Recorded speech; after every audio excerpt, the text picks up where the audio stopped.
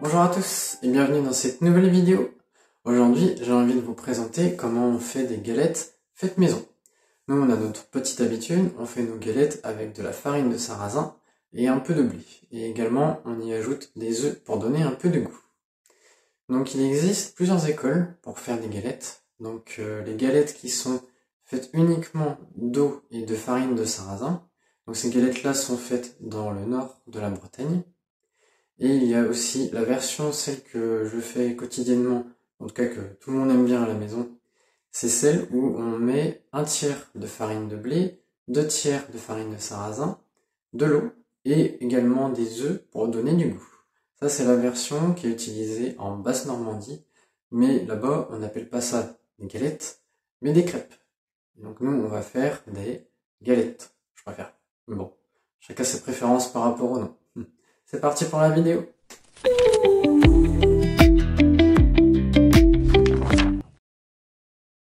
Dans cette vidéo, je vais vous présenter comment faire 12 galettes.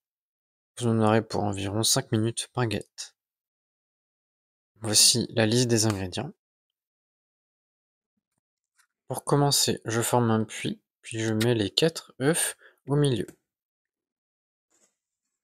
Je casse rapidement les jaunes et je mélange le tout. Je mélange progressivement avec la farine pour éviter que les grumeaux ne se forment. Et pour finir, j'ajoute l'eau au fur et à mesure que la pâte durcisse. J'ai ajouté l'eau en 4 fois, ça me permet également de ne pas faire de grumeaux. La pâte est maintenant prête, je la laisse reposer 1 heure au frigo, pensez à la recouvrir par souci d'hygiène.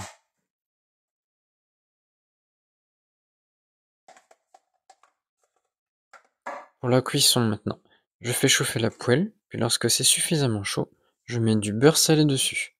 Ça va permettre à la galette qu'elle ne colle pas.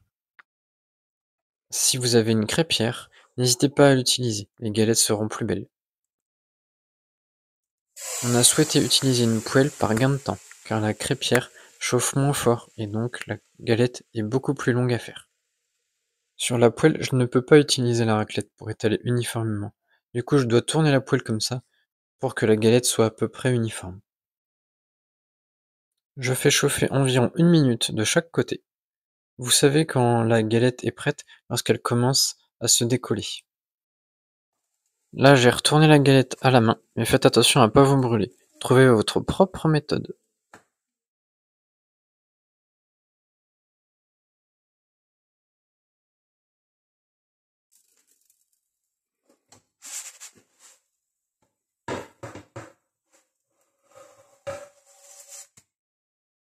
Après vous avoir montré comment réaliser des galettes, je vais vous montrer comment nous on fait à la maison notre propre galette complète.